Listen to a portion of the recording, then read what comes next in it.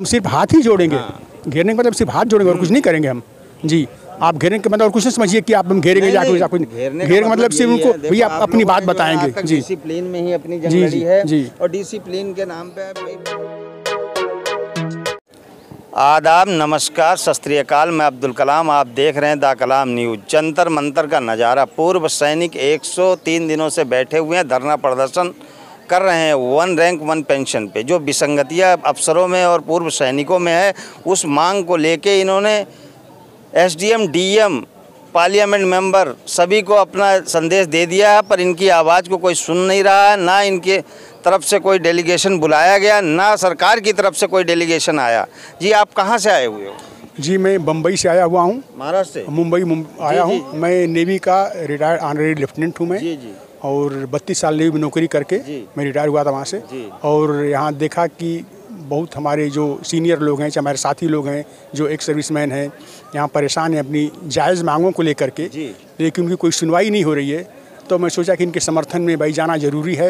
अगर इनके समर्थन में न जाऊं तो हमारी मतलब खुद हमारा दिल मतलब गवारा नहीं करेगा कि अपने आदमियों का साथ नहीं दे रहा हूँ, क्योंकि हमारे लिए नहीं बैठे हैं। 103 दिनों से पूर्व सैनिक जो है देश के लिए इतनी सारी बलिदान दिया। जी जी जी। देश के लिए अपनी जान, माल, घर, परिवार सब लगा के जो है पूरी ज़िंदगी उसने अमूल्य ज़िंदगी के अपने दिए। आज वही फुटपाथ पे अपनी मांगों को लेके विसंगतियाँ, कुछ नहीं मतलब जो विसंगतियाँ हुई हैं, जो डिफरेंट है सरकार और पूर्व सैनिक में, उसको बराबर के लिए मांग रहा है। बशर्ते ना तो उधर से कोई डेलीगेशन। ये सरकार अच्छा कर रही है क्या? यही तो हमारी परेशानी है।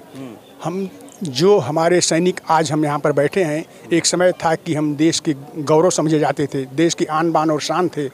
लोग अपना व्हाट्सएप पर स्टेटस लगाते थे सैनिक के साथ में, और आज उन्हीं को इग्नोर किया जा रहा है, उनकी मांग नहीं सुनी जा रही। आज सर्विस इसी सैनिक को दिवाली और क्या नाम उसमें होली के अंदर जो है टोपी लगा के हमारे देश के जो है क्या नाम जो भी मतलब हमारे रक्षा मंत्री हो चाहे मोदी जी हो, ठीक है, उनका मैं स्वागत का अच्छा काम करते हैं, वो इज्जत देते हैं, लेकिन सिर्फ उससे काम नहीं चलेगा ना। बाकी भी चीज़ जो ज़मीनी हकीकत उसको भी तो आएँ कम से कम। आज जो सर्विस में हैं वो कल भी रिटायर होंगे, तो उनको पता है कल हमको भी यही झेलना पड़ेगा।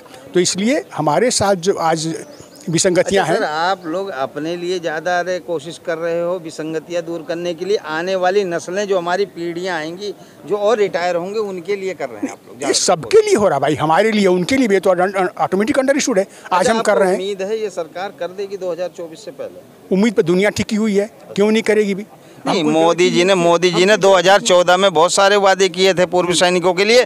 अभी तक उनके पास टाइम नहीं हुआ क्या नाम इनको बुलाने का, क्या नाम पूर्व सैनिकों वादे। अब वही है ना कि वादों का क्या बोलूँ, जाने दिए सब बातें। लेकिन भाई हम कोई ऐसा नहीं कि उनसे बोलने की कोई गलत चीज़ करिए। हम वही मांग रहे हैं जो हमारी जायज़ मांगे हैं, जो जिसके लिए हम हकदार हैं, जो हमारे लिए ज़रूरी है, जो कि मतलब। अच्छा सर, ये गलती कहाँ हुई है आखिर में? ये विसंगतियाँ जो आई हैं किन कारणों से आई? सरकार को पता नहीं था क्या? आपके अफसर लोगों ने मतलब वो सरकार को गुमराह किया? नहीं, सरकार को पता नहीं था मैं कैसे मान सकते हैं? सरकार कोई चीज़ इम्प्लीमेंट कर रही है, कोई चीज़ कार्यान्वित कर रही है, तो उसको अच्छी तरह पता क्या करना चाहिए। आपके डेलीगेशन को अगुवाई जो है जनरल सतबीर जी कर रहे थे, समझे? जनरल सतबीर जी जैसा वहाँ रिपोर्ट बताते थे कि भाई पूर्व सैनिकों की ये जैसा उन्होंने प्रपोजल बना के दिया, सरकार ने वैसे किया। सरकार का तो यही कहना है। ऐसा भी लोग बता रहे हैं कि अपने फायदे की बात लोग कर गए, ठीक है, वो तो अपने फायदे की बात करेंगे, लेकिन सरकार का काम है ना कि उसको देखें कि क्या सही क्या गलत है। अब बोलते हैं कि कितना 65,000 करोड़ 60,000 करोड़ कितना पैसा गवर्नमेंट दे दिया, पीछा छूट जाएगा, ऐसा थोड़ी होता है।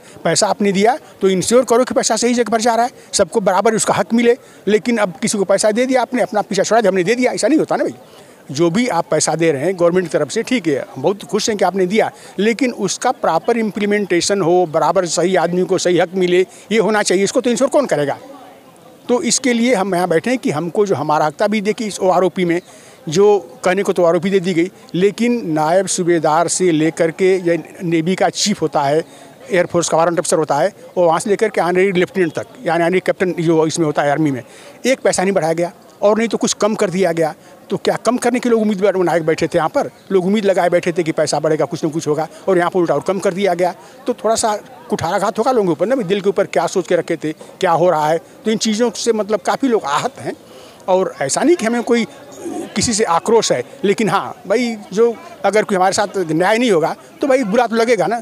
जी, नहीं, आक्रोश जो है आप हो भी नहीं रहे हैं। आज तक जो है 103 दिन हो गया धरना पे बैठे हुए।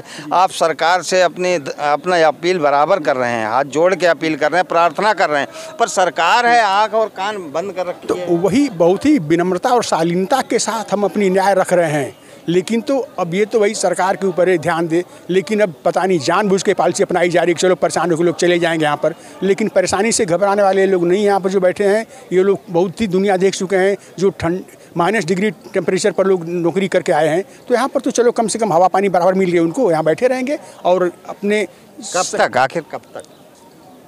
इनडेफिनिट पीरियड तक, अनिश्चितकालीन है ये, जब तक मांग नहीं मानी जाएगी। अनिश्चितकालीन धरना है ये, जब तक मांग नहीं मानी जाएगी तब तक बड़े। आप लोग जो है, मेरी बात सुनिए, पूर्व सैनिक हैं आप लोग पढ़े लिखे हैं, शिक्षित हैं। वो जमाने चले गए जब आप लोगों की अगुवाई अफसर किया करता था। आप लोग अब जो है खुद शिक्षित हैं और आप लोगों ने इस धरने के माध्यम से सरकार को और अपने अफसरों को जो अगुवाई आज तक कर रहे थे उनको भी आपने संदेश दिया कि हमारी अगुवाई अब करने की जरूरत नहीं है। बिल्कुल सही बात है, हम खुद अपने वो करेंगे, डेलीगेशन हम खुद लेंगे सरकार से, अपनी लड़ाई हम सरकार से खुद क्या नाम लड़ेंगे। तो देखिए सर, अभी एक बात बताऊं आपको कि जो अभी कोई आदमी कोई चीज़ समझ नहीं पा रहा है उसको आप समझा सकते हैं, लेकिन जो समझना नहीं चाह रहा है उसको आप समझाएंगे, वो नहीं समझेगा कभी भी।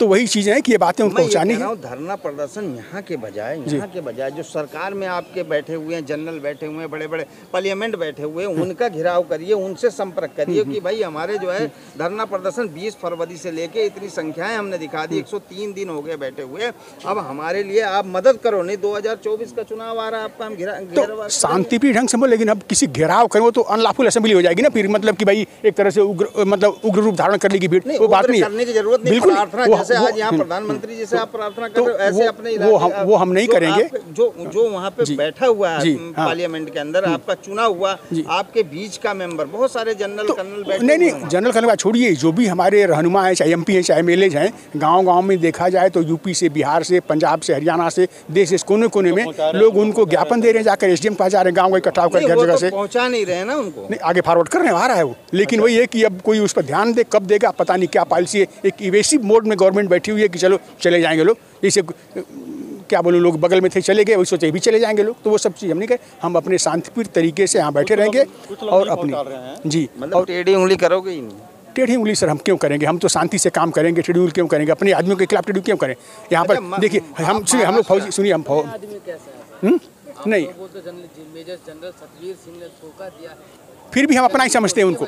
नहीं सर, फिर भी हम उनको वो हमें कुछ भी समझें, लेकिन हम सबको अपना ही समझते हैं। हम मतलब हमारी जो डिमांड है, हमारी जो लड़ाई है, कोई दुश्मन से नहीं है, अपने आदमियों से ही है। हम बड़े शांतिपूर्ण समझाएंगे, भाई ऐसा ऐसा जो कुछ किया उसको अभी दूर कर जाए, कुछ नहीं बिगड़ा है। हम तो 103 दिन कम नहीं होता है, बहुत दिन होता है सर, लेकिन तो यही बात उनको लगे ना। देखिए आपको ये बात लग गई कि इतना बहुत दिन होता है, उनको नहीं लग रहा है, तो क्या बोलूँ मैं, उनको समझना चाहिए। जो भी कुछ बताओ, कुछ सांत्वना देना, कुछ टाइम दो, तब तक करें, लेकिन चलो चलता जा रहा है, चलता, ऐसे नहीं चलता ना साहब। अच्छा सर, 2024 में उंगली टेढ़ी करोगे?